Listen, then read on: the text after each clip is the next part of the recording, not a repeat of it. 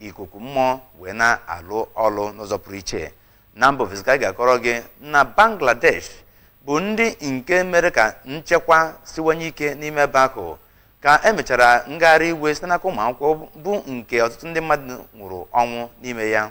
Tupu anyị gaa n'ikwu n'aka anyị, cheta na gọvanọ Chukwuma Soludo biko n'ime steeti ahụ nke ọcha mgbanwe chọrọ achọ ime ka akụnụba Anambra steeti bụrụ kpoyi nakwazi ịkwado njirimara ndị Igbo nwere ka anyị rụnyere aka n'ụzọ pụrụ iche maka na anyịkwa nwa mmiri ọnụ ọgba ọfụfụ. Ọka akọ bụ mụ Onyekachukwu Ugochukwu, akụkọ ụwa n'uju.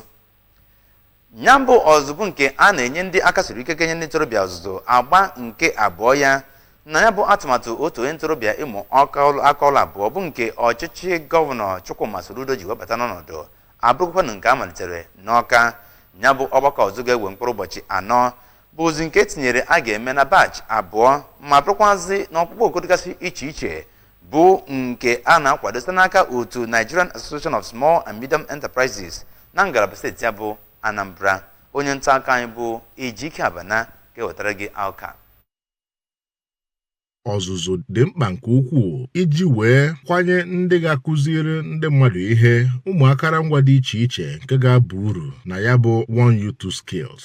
Dịka ọ na-agbape ya bụ nkụzi ihe, kọmishọna na-ahụ maka ndị ntorobịa Maazị Patrick Aghamba kwuru na ya bụ amụma bụ nnọọ nke mara mma nke ukwuu nke gọọmenti na ugbu a wepụtara iji wee nye ndị ntorobịa ọrụ ga-atọ atọ. Ọ gara n'iru kwuo na ya bụ ọzụzụ bụ nnọọ nke gbadoro ụkwụ na amụma gọvanọ Soludo dekọrọ oge ọ na-achụ nta vootu ma kwuo na gọvanọ Soludo kwadoro ya bụ ọzụzụ. Otu onye nkụzi na ya bụ ọzụzụ Maazị Chinemerem Ogwegbe kwuru na ọ bụ na emesie ya bụ nkụzi a ga-arọpụta ndị mere nke ọma ma gwa ha na ọrụ na oke dịrị ha bụ ịnọchite anya gọọmenti n'ọma ahịa ha dị iche iche.